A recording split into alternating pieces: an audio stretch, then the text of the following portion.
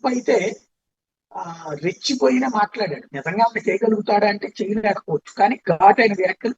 నేను చాలా నిరాశకు గురయ్యాను. ఇరాన్ భారీ మూల్యం చెల్లించుకున్నప్పుడు ఆ దేశాన్ని ఒక్క రాత్రుల్లో మట్టుబెట్టగలం. శత్రువుల ప్రాంతాల్లోకి F-15 యుద్ధ విమానం చొచ్చుకెళ్ళింది. మేము ప్రయోగించిన వేల విమానాల్లో ఒకటి మాత్రమే కూలింది. F-15 ఫైటర్ జెట్ పైలట్ ప్రమాదకరమైన రెస్క్యూ ఆపరేషన్ చేపట్టి రక్షించుకోగలిగాం.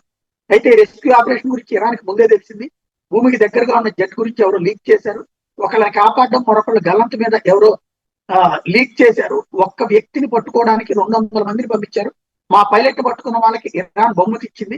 సమాచారం లీక్ చేసిన అధికారిని ఖచ్చితంగా శిక్ష అనుభవిస్తారు అన్నటువంటి విషయాన్ని చెప్పుకొచ్చారు. సమాచారం లీక్ వల్ల ఆపరేషన్ క్లిష్టతరమైంది.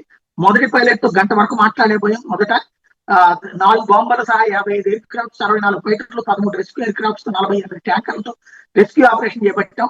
సైన్యం ఇప్పటి వరకు చేపట్టిన అత్యంత భారీ సంక్లిష్టమైన ఆపరేషన్ ఇదే. ప్రమాదకరంగా జరిగిన గాలింపు చర్యలో విజయం సాధించాం. మా ఆపరేషన్ చాలా మంది గొప్ప వ్యక్తులు సహాయం చేశారు.